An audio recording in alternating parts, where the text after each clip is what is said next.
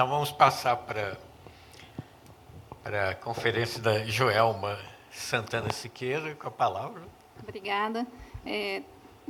Vocês estão conseguindo me ouvir bem?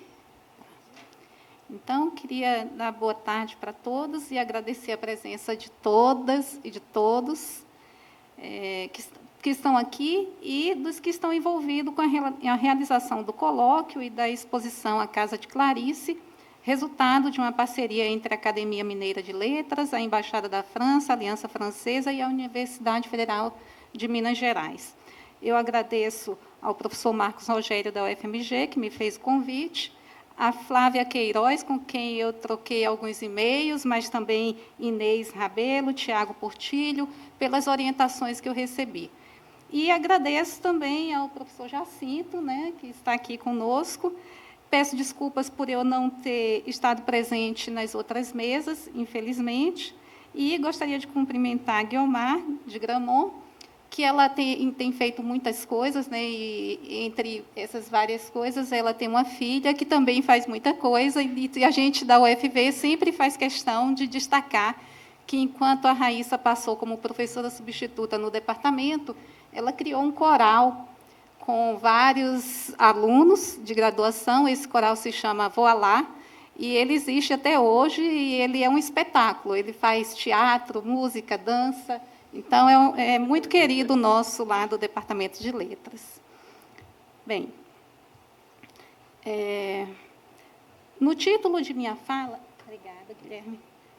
No título de minha fala, há uma passagem que diz: a verdade é sempre um contato interior inexplicável. Aspectos da narrativa de Clarice Lispector. Esse é o título. Então, nesse título, está uma passagem que se encontra no início do romance A Hora da Estrela, de 1977, quando o narrador, antes de dizer seu nome, descreve de modo meio aleatório como será sua narrativa. A construção no texto é a seguinte: a verdade é sempre um contato interior inexplicável.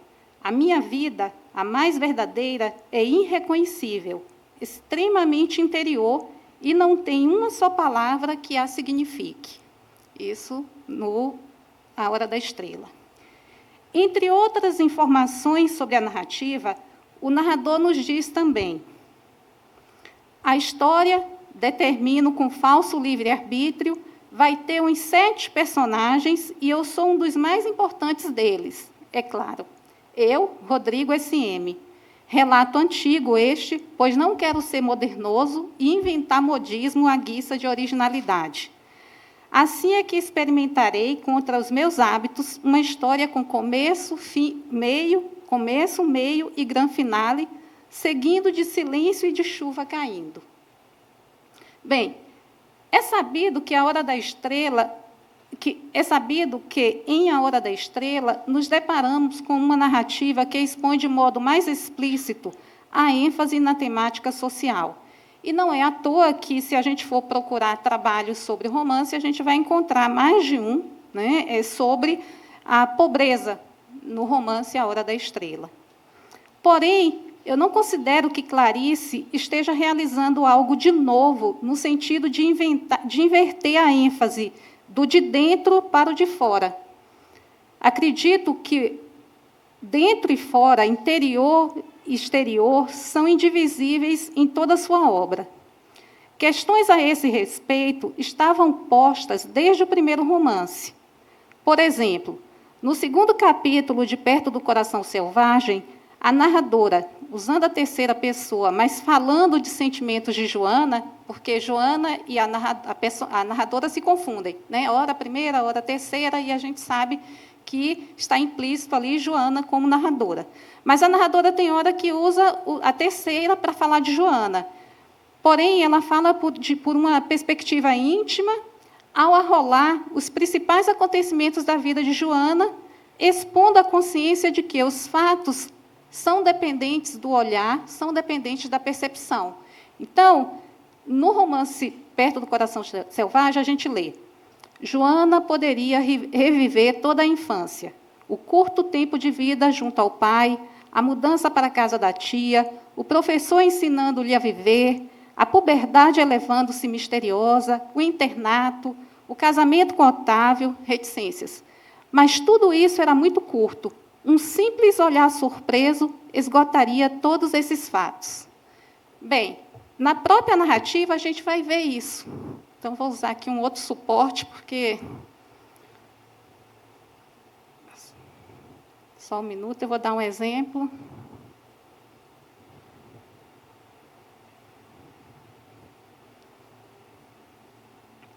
Na própria narrativa, mais à frente, no capítulo Otávio, que é um capítulo que fala de momentos em que Joana esteve com Otávio, e há momentos de mergulho no pensamento de Otávio e mergulho no pensamento de Joana. Mas, então, esse capítulo, que se intitula Otávio, não trata só de Otávio, e sim de aspectos de sua vida, né, relacionadas com a vida de Joana.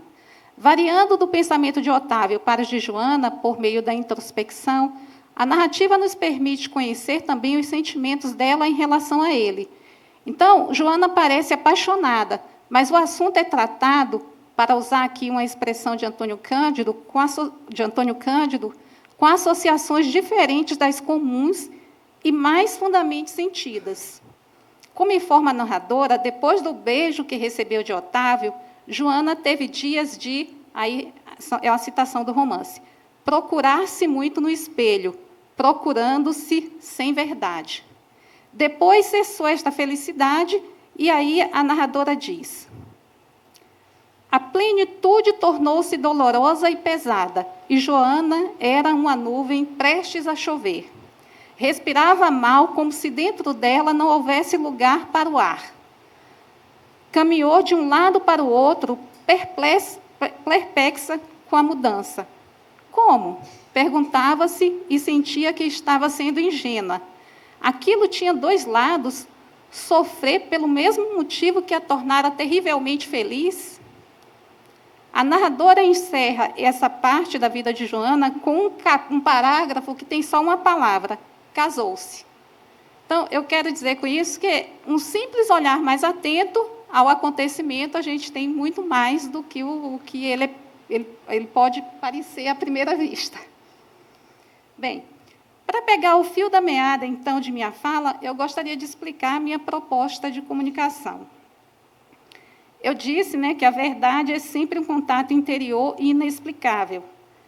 E eu proponho que essa frase tem relação com reflexões da escritora sobre sua narrativa. Para demonstrar, eu gostaria de ler um pequeno texto intitulado Romance, publicado na segunda parte da obra Legião Estrangeira, de 1964. Bem, eu pretendo depois demonstrar com alguns exemplos de minha leitura de 2 contos de Clarice. Então, vou ler o texto Romance. Ficaria mais atraente se eu o tornasse mais atraente, usando, por exemplo, algumas das coisas que emolduram uma vida, ou uma coisa, ou romance, ou um personagem. É perfeitamente lícito tornar atraente, só que há o perigo de um quadro se tornar quadro porque a moldura o fez quadro. Para ler, é claro que prefiro o atraente. Me cansa menos, me arrasta mais, me delimita e me contorna. Para escrever, porém, tenho que prescindir. A experiência vale a pena, mesmo que seja apenas para quem escreveu. Bem, o romance dito atraente, aquele que contorna quem o lê, na descrição de Clarice, assemelha-se à leitura de entretenimento, né, que pode nos agradar, mas deixa muito pouco ou quase nada para o leitor pensar. Suas narrativas fazem algo bem diferente disso, e eu tentarei demonstrar com exemplos de 2 contos: Devaneio e Embriaguez de uma Rapariga, Amor. E se eu terminar muito rápido, porque eu não tenho o controle do meu tempo, aí eu gostaria de falar, por último, do Búfalo. Devaneio e Embriaguez de uma Rapariga é o primeiro conto de Laços de Família, que é uma obra publicada em 1960. A ordem dos acontecimentos da narrativa é meio confusa. Começa antes da saída do sábado à noite, começa depois, não importa. Nem podemos ter certeza desse fato. Essa mulher, né, a personagem, que, por sinal, é uma personagem portuguesa, e percebemos pelo modo como ela se expressa, está entregue a si. Podemos observá-la rememorando o vivido com sensações de um mal-estar provocado pela bebedeira e a comilança de sábado à noite. Entregue a esses instantes de sábado à noite, sem se dedicar ao cuidado da casa e dos filhos, ela se imagina no sábado, como foi, ela se vê, ela também faz planos para o futuro, ela sonha acordada e se percebe como uma pessoa lá pelas tantas, quando ela fala de um quadro que ela viu no restaurante, é uma natureza morta, até um quadro meio kitsch, né, de mau gosto. Aí ela descreve o quadro e diz: sempre soube que fora para as coisas da arte, né, a personagem. Ela nos diz isso, e a narrativa traz algumas alusões a pinturas modernas. Eu destaco aqui, por exemplo, esse quadro, Nu, arrumando o cabelo, porque logo no começo do romance, a personagem está de frente para uma escrivaninha, não, como é que a gente chama antigamente, que a gente nem usa mais? Penteadeira. E os espelhos, ela diz que os seios, aparecem 3 seios, né, refletidos no espelho. Ela tem uma sensação de corpo alongado. As partes do corpo destacadas são os olhos, os seios e os braços. Então, eu penso nesse quadro, porque penso em outros também de Picasso nessa narrativa. Como a mulher com leque, que nós vamos ver daqui a pouco.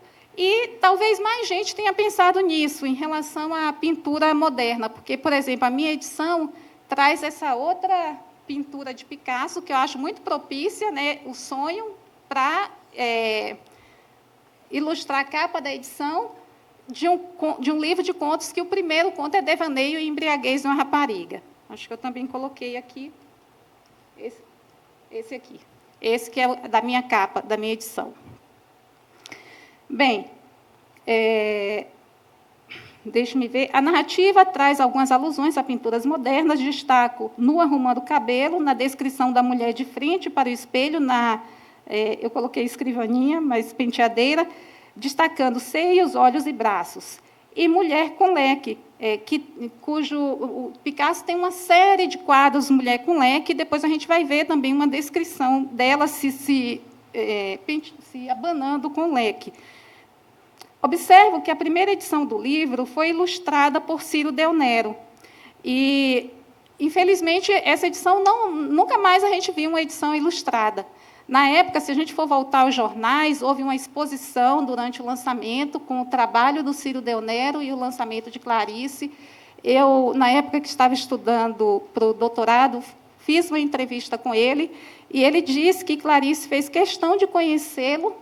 A editora Francisco Alves pagou a passagem para ela ir até ele, e ela deu pitaco nas ilustrações, ele fez algumas alterações. Então, Clarice estava muito antenada com a imagem. Eu acho que não é só dessa vez, né? Depois ela tem, quem lê A Legião Estrangeira, tem textos lá que foram catálogos de exposição de arte. É muito interessante o modo como, na narrativa de Devaneio e Embriaguez de uma Rapariga, a personagem está despojada de pudor, expõe suas frustrações, amarguras, desejos. Narradora e personagem se confundem. Nós, leitores, podemos até nos espantar com essa aproximação privilegiada da personagem, como se a gente também tivesse o privilégio de observá-la em seu quarto, assistindo sua performance e sabendo de seus pensamentos, até porque ela pensa alto.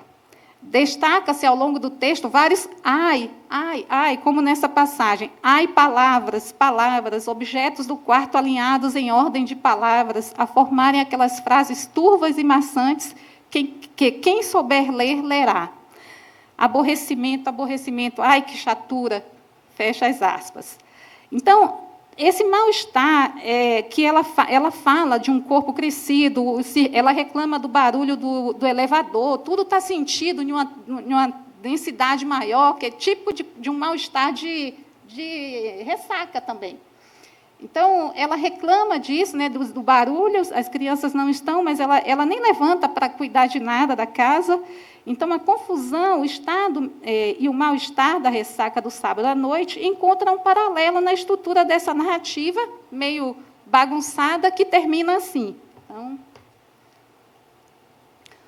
os dedos do pé a brincarem com a chinela, o chão lá não muito limpo, que relaxada e preguiçosa que me saíste.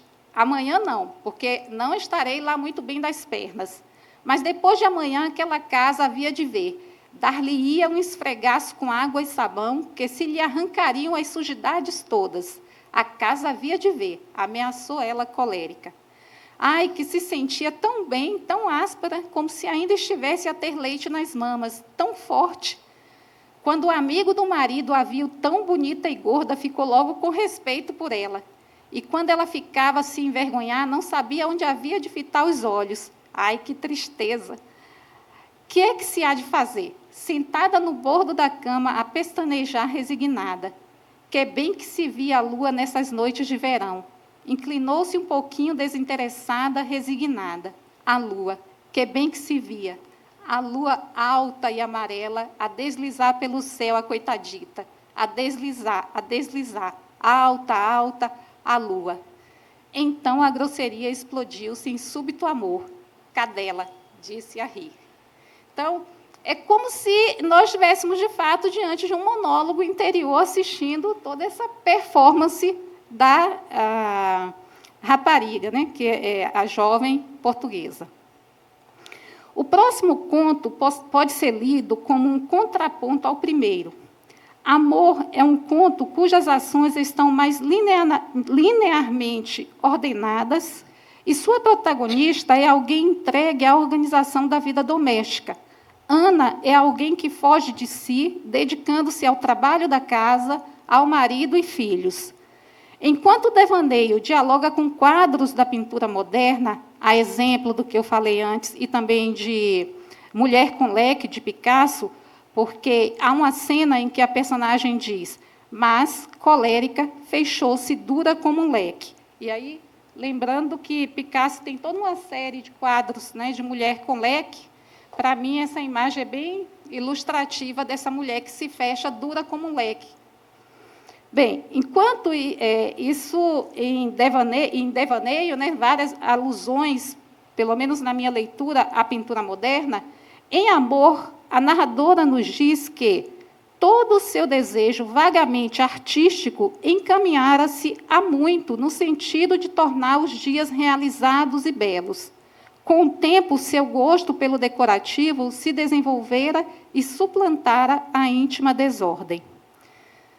O vento batendo nas cortinas que ela mesma cortara, lembrava-lhe que, se quisesse, podia parar e enxugar a testa, olhando o calmo horizonte. Eu penso, aqui é uma intromissão minha, eu penso muito nessa imagem aqui, dessas mulheres de um quadro do Jean-François Millet, né, da pintura realista. Um anonimato, né, elas estão de costas, tem outros quadros parecidos com esse. Bem, inclusive, eu falei aqui da minha edição no quadro de Picasso, mas continuando aqui. Podemos pensar em questões que envolvem narrativa e artes plásticas na literatura de Clarice.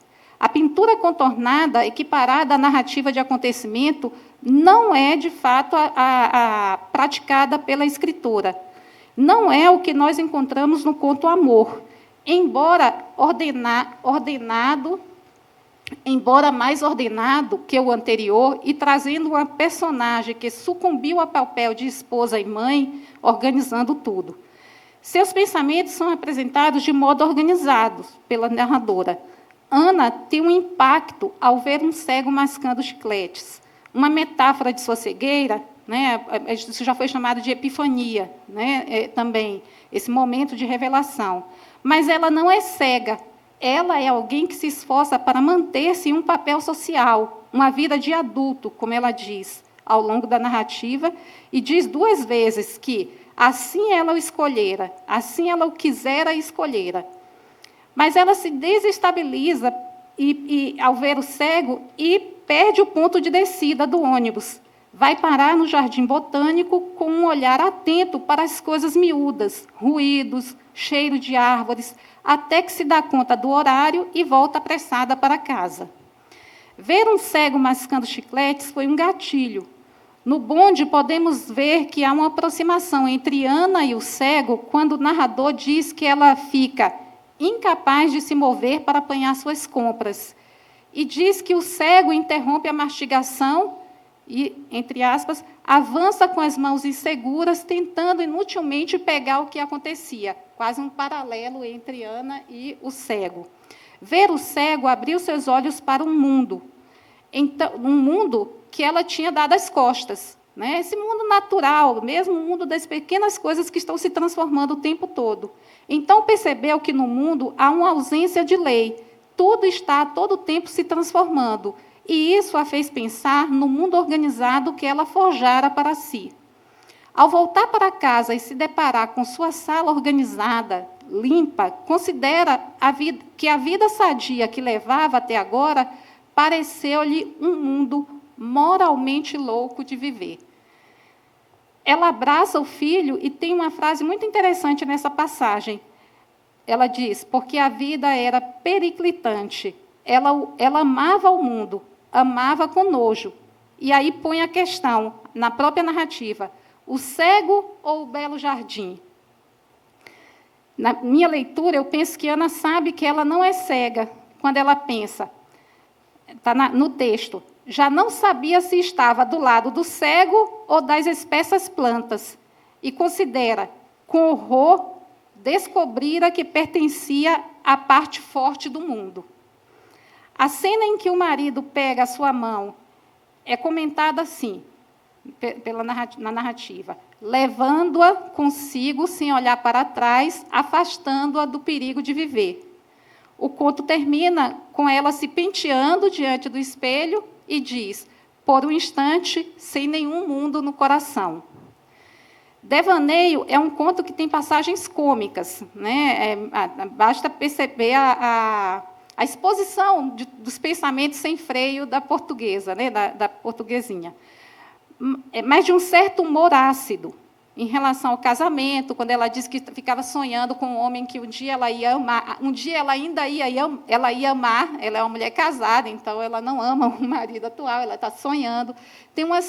Há um humor ácido, e o conto Amor é um conto sério.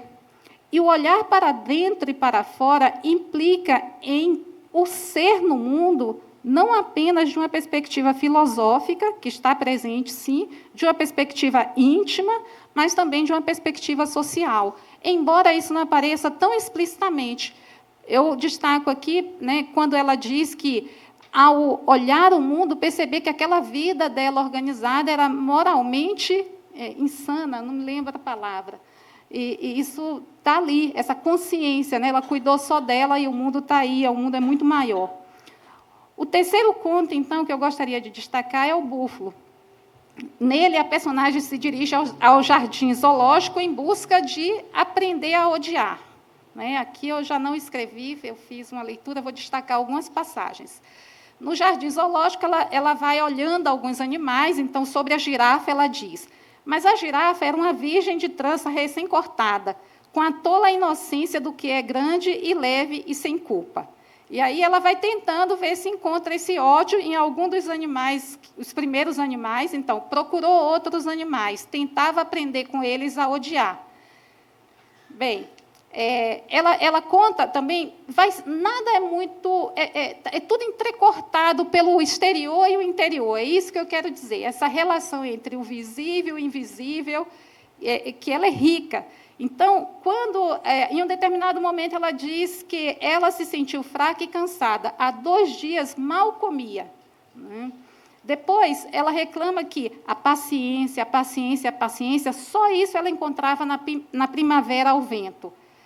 Lágrimas encheram os olhos da mulher, lágrimas que não correram, presas dentro da paciência de sua carne herdada. Né? Então, essa mulher, acho que tem muito esse papel dessa mulher, igual a personagem Ana, né, diz que ela escolher aqui, não é bem uma escolheira, porque quando ela diz que escolher é uma ironia, né, tem muita coisa aqui da conformação social da mulher no mundo. E aí, ela está querendo fugir disso. Então, tem algumas outras passagens, deixa eu ver. A jaula era sempre do lado onde ela estava, porque ela vê os animais na jaula e depois ela pensa. Deu um gemido que pareceu vir da sola do sapato, depois outro gemido. Mas onde? Onde encontrar o animal que lhe ensinasse a ler o seu próprio ódio? O ódio que lhe pertencia por direito, mas em dor ela não alcançava. Onde aprender a odiar para não morrer de amor? E com quem?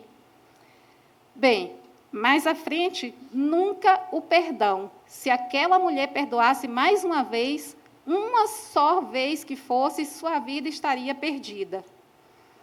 Então, recomeçou a andar, agora apequenada, dura, punhos de novo fortificados nos bolsos. Ela tem uma experiência com a montanha-russa, né, já que ela percorre as jaulas, não encontra o que ela procura, então ela vai ter uma experiência de violência. Ela diz que é uma experiência de violência, do corpo balançado, né, na montanha-russa, para cima e para baixo, independente da vontade dela. E aí, deixa eu ver, finalmente ela vai encontrar o búfalo. Só mais... Ela corre depois dos balanços, quase corria, os sapatos a desequilibravam e davam-lhe uma fragilidade de corpo que, de novo, a reduzia à fêmea de presa. Os passos tomaram mecanicamente o desespero implorante dos delicados, ela que não passava de uma delicada. Bem, e aí se dá o encontro com o búfalo, é o momento mais demorado dos bichos, né? De todos os outros, é com o búfalo. Que ela tenta chamar a atenção, ela joga uma pedrinha, ele não está nem aí, ele estava bem em uma jaula, ele é bem negro, ela diz que ele é bem negro, em uma jaula escura. Então, ela quase não consegue ver muito a silhueta dele. Até que ela consegue, de repente, o búfalo olhar para ela. Então, sua força ainda estava presa entre barras, mas uma coisa incompreensível e quente, enfim, incompreensível, acontecia. Uma coisa como uma alegria sentida na boca. Então, o búfalo voltou-se para ela. O búfalo voltou-se, imobilizou-se e, à distância, encarou-a.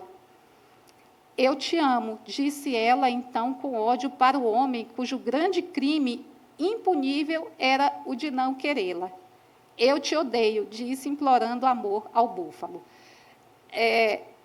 Para mim, nessa passagem aqui, há de novo, essa duplicidade do cego com Ana, que o búfalo ele assume o lugar do homem.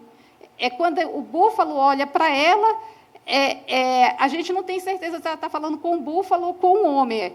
Eu te amo, disse ela, então, com ódio para o homem. Mas é o momento em que o búfalo olha para ela, cujo grande crime impunível era o de não querê-la. Eu te odeio, disse, implorando amor ao búfalo. Aqui já é o final do conto. Ela percebe o búfalo calmo. Lentamente a mulher meneava a cabeça, espantada com o ódio com que o búfalo, tranquilo de ódio, a olhava. E a gente aqui não tem a explicação, não diz o que ela encontrou, fica para o leitor, né? O que ela viu nesse olhar do búfalo, né? Que remete ao que ela procurava. Bem, para encerrar, eu queria dizer que não é difícil, pelo menos para mim, eu tinha escrito aqui entender, mas, na verdade, essa não é uma boa palavra, mas perceber por que Clarice Lispector é tão relevante para quem a ler. Em vida, a escritora contou com o reconhecimento de seus pares, dos críticos, dos amigos, né, de outros escritores, também de críticos especializados, e foi ganhando cada vez mais leitores.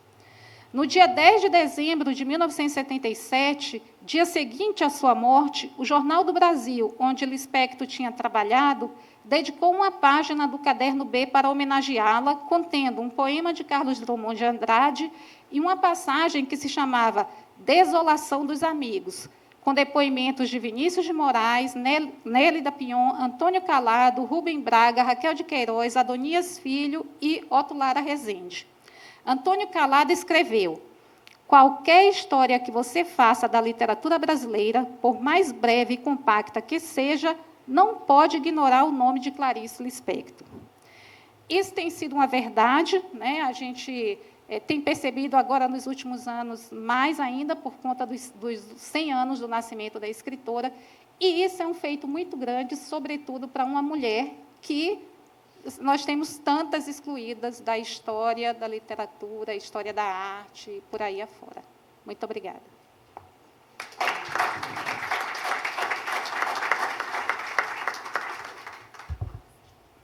Obrigado, Joelma. Agora nós passamos aí para... Abrimos a palavra para o público também. Quem quiser fazer perguntas, observações, considerações, fique à vontade.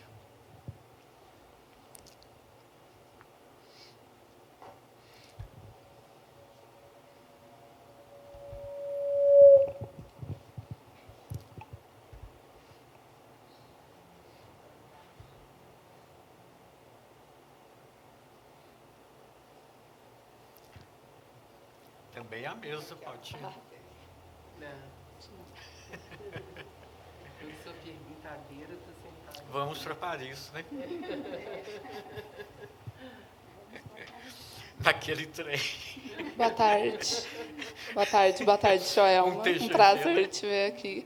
Eu queria perguntar, porque você deu alguns exemplos de contos em que o olhar tem um papel central, né?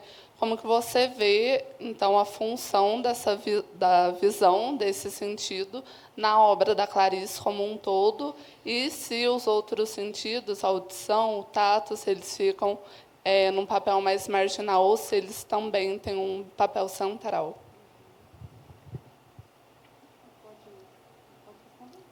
Pode. Obrigada, Brenda.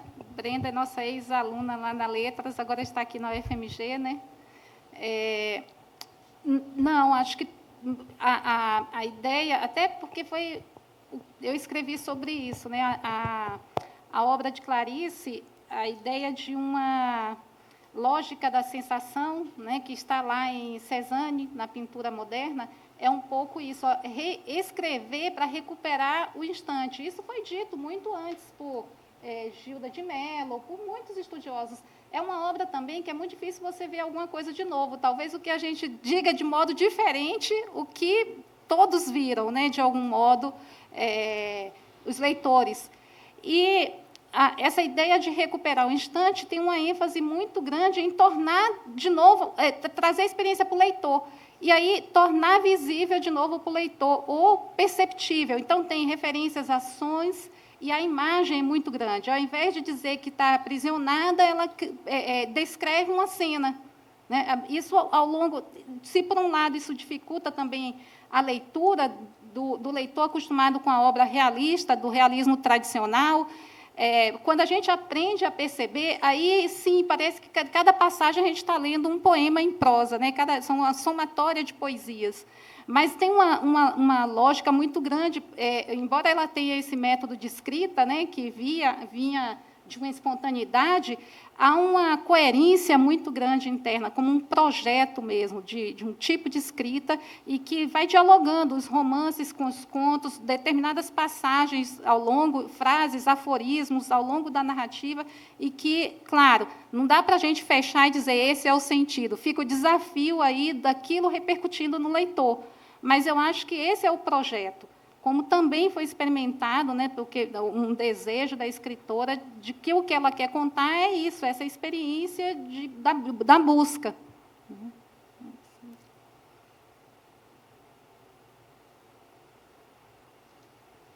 Eu vou puxar um assunto que apareceu de manhã também. E está relacionado... Bom, a Guiomar falou da Clarice falando, eu não mudei. Porque que no começo era difícil. E hoje, de manhã, o Luiz Fernando falou que interessa muito com de trabalhar em colégio, sempre me interessou por isso.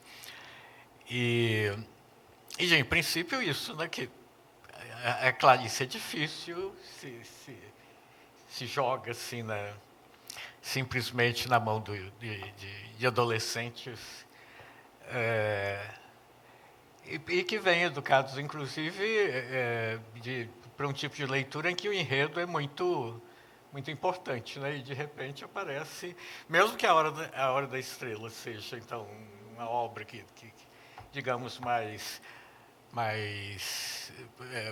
parecida com o que é isso mais costumeiro, né? Porque ele estava falando do impacto de ler justamente a Hora da Estrela quando era adolescente.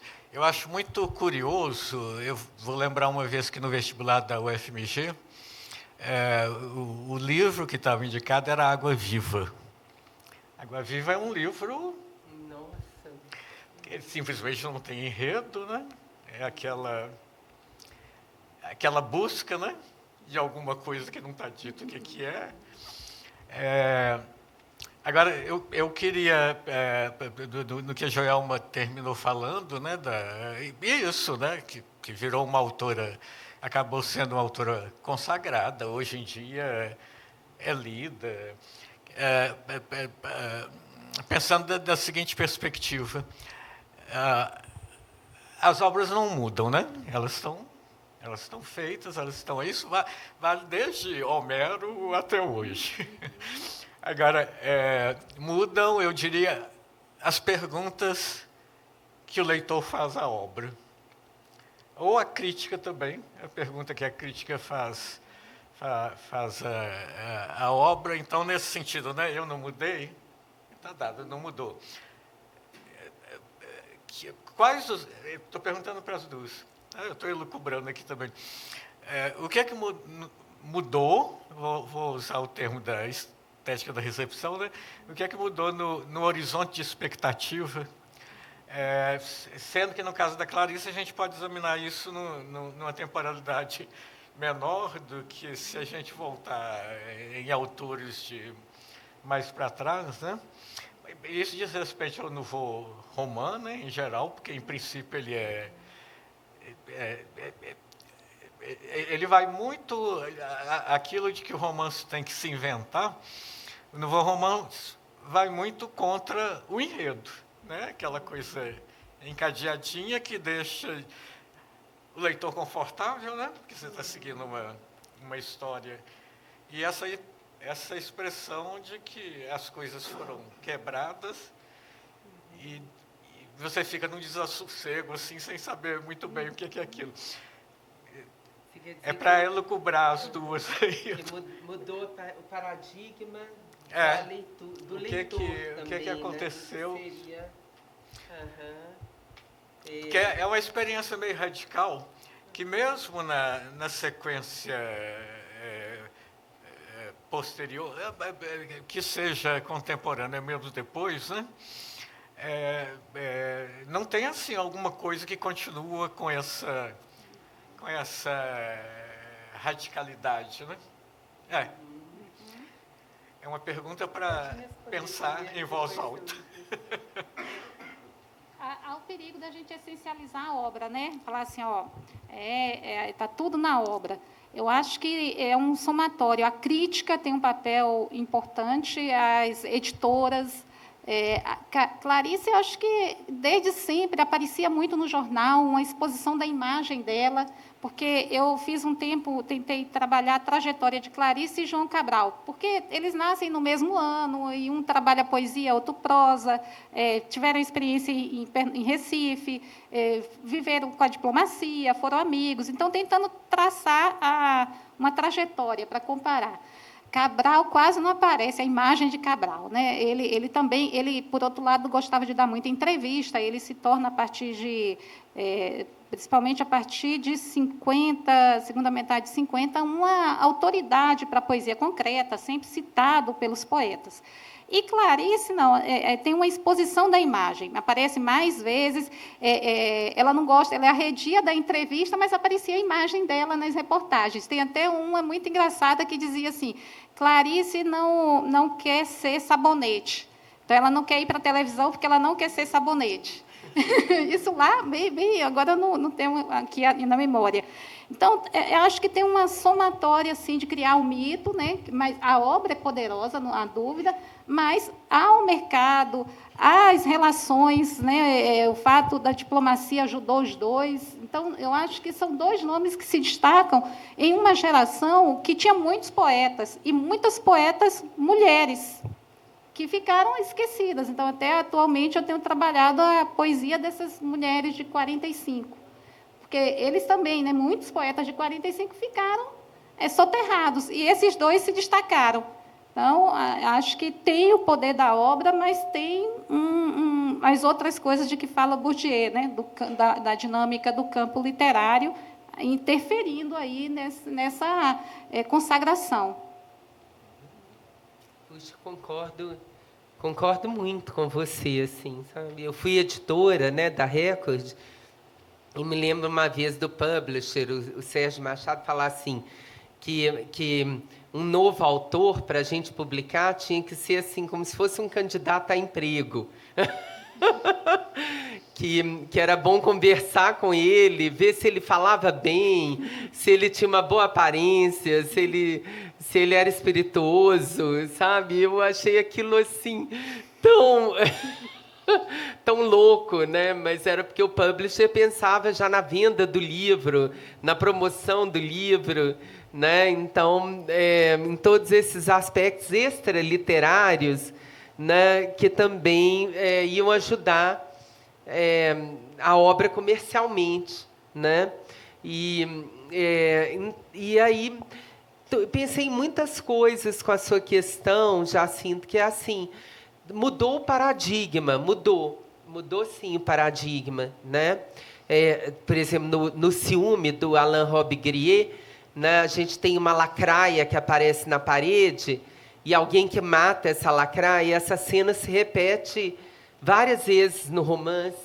Essa cena, né, simboliza a morte da lacraia, né, o veneno da lacraia, simboliza ali aquela situação de um ciúme atroz que não é revelado, que fica subreptícia, né? A mesma coisa no cinema do marido da Rosa, no Júlio Bressani, no cinema do Júlio Bressani. O Matou a Família foi ao cinema, né? Então, os personagens morrem, alguém mata todos os personagens, de repente, na cena seguinte, eles estão lá vivinhos, tocando instrumentos de novo, todo mundo, né? Então, não tem um começo, meio e fim, né? E o nosso olhar ficou mais preparado para isso, esperando mais ser surpreendido, né? Do que agora. Eu diria assim que isso é em vários níveis, sabe? Você sabe disso também, né? Por exemplo, tem uma massa de pessoas que quer um livro fácil de ler, que é a maioria. Que é um livro assim, né? Um livro que lê e que está tudo ali, que está compreensível, que tem começo, meio e fim, que os personagens, que tem diálogo, etc. E tem o grupo dos 300, como diz o Domício.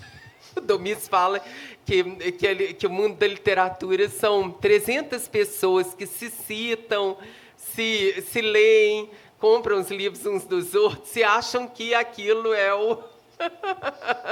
o mundo, né? Então, no grupo dos 300, que não deve ser 300, mas deve ser assim, uns 10 mil, comparando com bilhões de seres humanos que vivem no mundo, né? Deve ser uma parcela muito pequena, né? E que está ficando menor ainda nesse mundo nosso de redes sociais, de internet, de séries televisivas, séries do streaming, né? Então, está reduzindo mais ainda o interesse pela literatura, né? Pela boa literatura. Nesse universo, sim, houve uma mudança de paradigma. Eu diria que é um paradigma da contemporaneidade, que recusa a linearidade, que busca uma literatura que surpreenda, que tenha esse estilo confessional, esses insights, né? Eu participo de vários júris. Todo ano eu estou no júri de um concurso qualquer, o que é horrível, porque eu não posso entrar em nenhum. Né?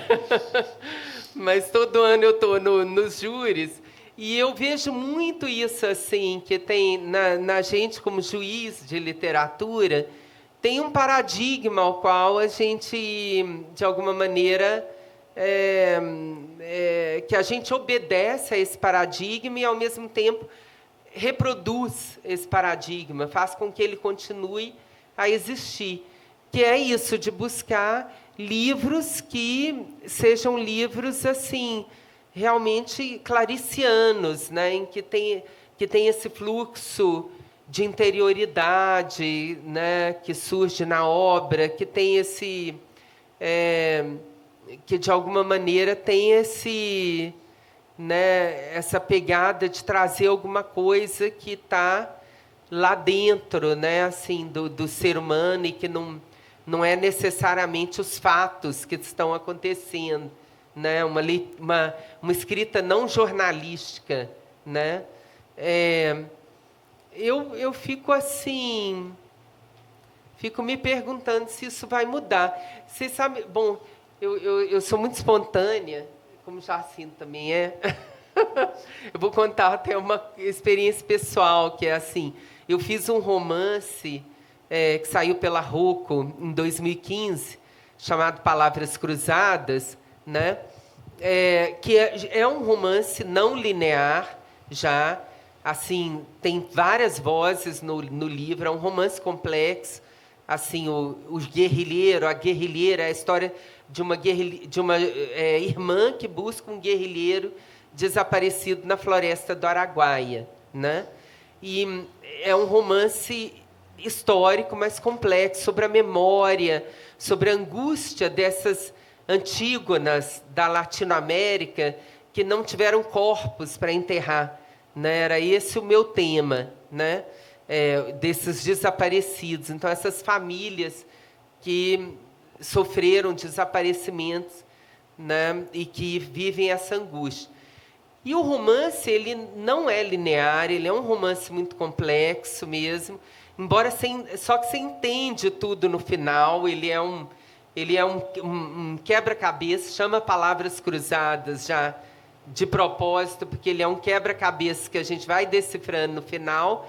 E mesmo assim, a minha agência literária, que é uma ótima agência literária, que fica em Frankfurt, né, que era da Raigud Mertin, e agora é da Nicole Witt, né, que é uma sucessora dela, a minha agência falou: sua literatura ainda está muito presa no factual. A gente precisa que você se solte mais. Você precisa soltar mais os seus demônios, os seus sentimentos, as suas emoções. Aí, no outro livro que eu terminei esse ano, que eles estão agora oferecendo, né, para as editoras, não sei qual que vai publicar, o outro livro que eu fiz, né, que é a história do meu pai, que era um caçador de tesouros, assim, um cara que formou em Ouro Preto e saiu buscando minas de pedras preciosas no Brasil, morreu tragicamente em 75. Só contei isso porque vocês vão ler o livro. Né? Mas esse outro livro, aí eles leram 4 vezes, sabe? Eles leram 4 vezes. Eu li umas 1000, né? Eu reli 1000 vezes, submeti a vários amigos, né? Tive muitas dúvidas sobre o livro e disparei a ler Paul Auster, Rosa Monteiro, Adriana Lisboa, Noemi Jaffe, todos que tinham falado de perdas, escrito sobre perdas, até Joan Didion, né, eu li, para me inspirar, para ir mais fundo, para tirar de mim essas, né, essas emoções que eles esperavam, essas frases mais né, mais assim do fundo, do inconsciente, assim, enfim, eu fiz muita pesquisa, né, para chegar a uma coisa que para Clarice era assim, né, parecia, né, que ela não precisava de nada, acordava e já saía produzindo aquelas pérolas, né, maravilhosas, né? Então, eu acho que as coisas mudaram mesmo, que espera-se isso, né, de um escritor hoje. O que é difícil para escritores como eu é surpreender, porque aparentemente tudo já foi feito, todo mundo já fez alguma coisa assim, né? Como é que você vai fazer alguma coisa de novo dentro desse corpus, desse paradigma, né? Como produzir alguma coisa que realmente impressione, surpreenda, seja um ponto fora da curva, né? É isso, assim. Enfim, uma luta, queridos, né? Aí vocês leiam, me mandem suas observações, digam, Guiomar, aquela frase que você disse tem nada a ver. Volta para o banco da escola, sabe? Tá precisando aprender mais, né? É isso, a gente está sempre aprendendo. Acho que tá bom, né, gente? Alguém mais quer falar? Alguém mais? Então vai. Obrigado. Também é um comentário geral que eu pediria para as duas, sim. Comentário bem rapidamente, mas a partir de uma fala de uma passagem da fala da Guiomar, quando você falou que um caso que você contou, que encontrou com uma amiga, e que a amiga falou, quando eu revejo os escritos passados, parece que é uma carta que eu enviei para mim mesmo. Então, eu lembrei de uma frase o Villa-Lobos falava uma coisa parecida, né, que as composições dele, ele via como uma espécie de carta que ele enviou para a posteridade, para que ele mesmo pudesse ler depois, reler depois. E eu fico pensando se esse não é um processo comum, natural do ofício da escrita, né? O escritor está sempre em formação, né? O escritor está sempre passando por uma... E aquela frase que você comentou também, a Clarice, numa entrevista que ela estava um pouco azeda, que ela não quis... Falou que não, eu não mudei nada. Talvez na cabeça dela, talvez para o projeto dela não tenha mudado, né? Assim, ela não tenha feito alguma coisa... não tenha planejado, né, programado uma mudança, mas evidentemente que o escritor ele não fica parado, né? O escritor não fica marcando o passo, e cada obra de algum modo reativa uma experiência da produção anterior.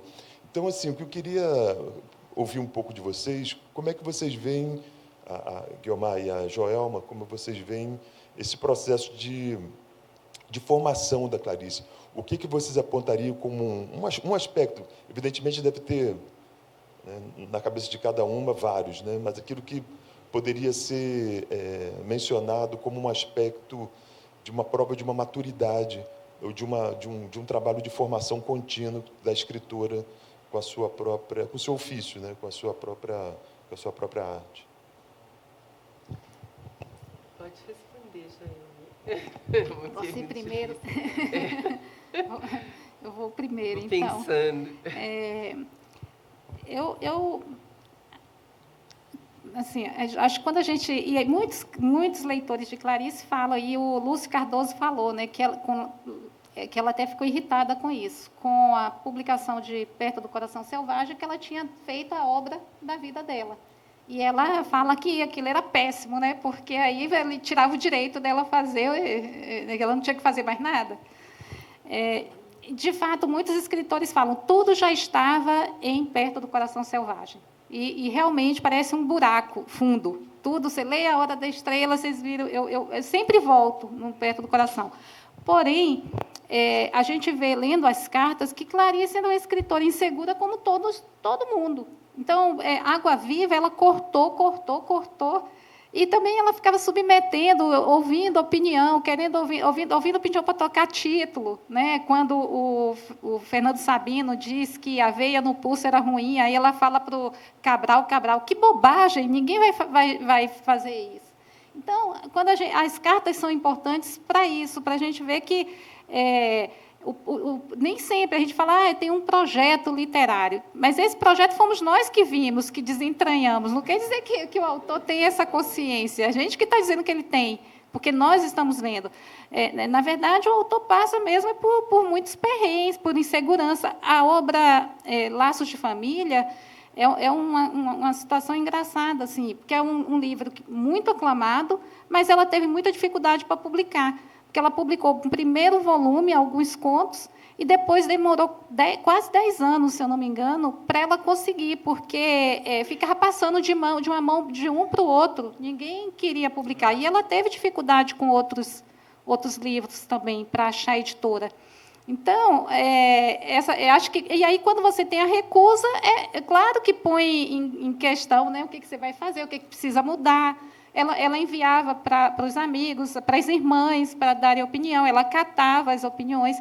Então, não vejo, quando a gente fala que há um projeto, mas, na verdade, é o projeto que cada crítico identificou. Adorei a resposta da Joelma, quase me dá vontade de não falar, mas eu sou muito faladeira. Lembrei, quando você estava falando, da Maçã no Escuro, né, que ela esperou 4 anos. O editor encomendou o livro, porque o editor tinha gostado dos contos dela. Aí encomendou e ficou com... Quando ela entregou o livro, ele ficou tão aturdido com aquele calhamaço de reflexões soltas, o editor, que ele ficou 4 anos enrolando e não publicou A Maçã no Escuro. E aí, ao final de 4 anos, devolveu o livro para ela, que não ia publicar. Aí houve uma reação de amigos da Clarice, irritados e tal, que acabaram conseguindo a publicação do livro, essa reação, porque ele era um livro encomendado, ele enrolou e não publicou, né? E eu acho que isso também... minha resposta é só para completar a sua, porque você disse quase tudo, assim, tudo que eu penso também, mas eu acho que, terminando assim, puxando o gancho na resposta da Joelma, muitas vezes o escritor é construído pela crítica também, pela interpretação, né? A interpretação chega e constrói, né, o que é o escritor, né? A interpretação que vai dizer o que é ele. E eu diria que o fato da Clarice ter feito sucesso logo no primeiro livro ajudou ela muito, porque aí ela se imbuiu desse desejo de escrever, que é como ela fala para as irmãs dela, né? Se eu cortar esse desejo, eu me joguei tanto nesse desejo que, se eu cortar esse desejo, não sobrará nada, né? Então, a escrita se tornou a forma dela comunicar com o mundo, dela se reconhecer no mundo, dela chegar no mundo. A gente tem uma obra tão caudalosa da Clarice hoje porque Perto do Coração Selvagem já chamou atenção, né? E talvez... É curioso que aquilo que hoje nós vemos como a genialidade da Clarice, talvez fosse a incapacidade da jovem Clarice de fazer uma obra que tivesse uma linearidade, que tivesse um começo, meio e fim, que fosse uma obra canônica dentro daquele mundo em que ela vivia, né? Então, ela traz ali um monte de reflexões soltas também de uma jovem mulher, né? Isso é uma questão que não explica porque Perto do Coração Selvagem é maravilhoso, é brilhante, é um livro incrível, né? Não explica, não responde a sua pergunta. Eu diria assim que a resposta a isso está em alguns aspectos biográficos dela. Assim, ela estudou Yiddish, elas eram ótimas alunas, as irmãs Lispector, né? As três foram ótimas alunas. Ela teve aulas de filosofia e se engajou muito naquelas aulas, se encantou muito, né, com esse professor, que é o professor, que ela traz reflexões dele ali no Perto do Coração Selvagem. Então, houve uma formação, eu diria, dela nesse universo de uma educação judaica, né, no Recife, e que era uma educação de qualidade, uma educação também ainda antes da mudança das diretrizes, né, de educação que a gente teve e que acabaram com o ensino no Brasil, né, uma educação clássica, né? Ela deve ter tido latim, ela deve ter estudado matérias que hoje nós não estudamos. Os jovens hoje não estudam, porque mudou a nossa matriz para uma matriz americana, né? Eu fiz química, física, matemática, e não sei nem dividir pizza hoje, né? Então, assim, né, eu era uma pessoa que devia ter tido uma formação clássica, né? Então, é isso, são especulações nossas, né? Como é que Clarice apareceu esse fenômeno? Impossível dizer, né? É um fenômeno. Como é que apareceu Mozart, né? É isso, né? Tantos jovens foram educados da mesma maneira, estavam lá na escola com ela da mesma maneira e não se tornaram escritores como ela, né? É isso, gente. Obrigada, desculpem tudo tão longo, né? Obrigado, Joelma. Obrigado, Guiomar. Nós vamos ter agora um café, fazer um intervalo e voltar para as outras duas intervenções. Então...